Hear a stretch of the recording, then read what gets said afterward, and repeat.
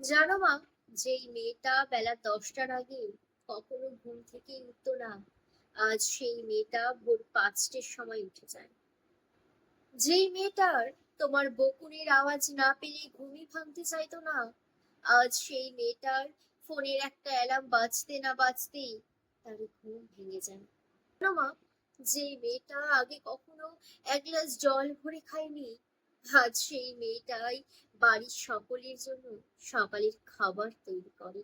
জানো মা, যেই মেয়েটা আগে কখনো খিদে অনুভবই করতে পারতো না, তুমি কখন খেতে দেবে সেই আশায় বসে থাকতো।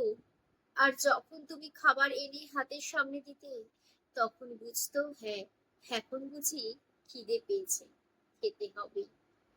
আর আজ সেই মেয়েটা খেলো কি না খেলো তার খোঁজও কেউ করে না।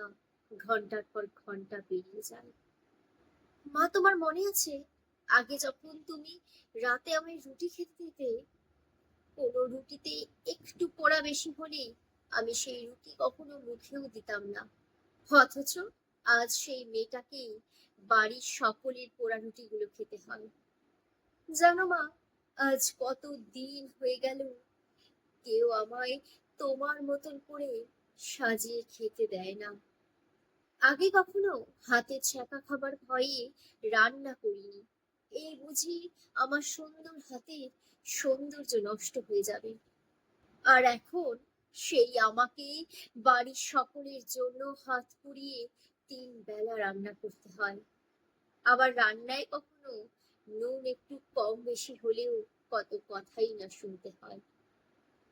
আগে সব সময় আমার সবচাইতে পছন্দের দামি ড্রেসটা আমায় দেওয়া হতো, আর এখন বাড়ির সকলকে সবটা গুছিয়ে দেবার পর যদি আমার কথা মনে থাকে তাহলে হয়তো পাই, আবার কখনো কখনো সেটাও জোটে না।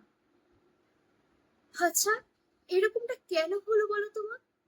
কেন হঠাৎই চোখের নিমিষে সবকিছু বদলে গেল? কি অদ্ভুত, তাই না?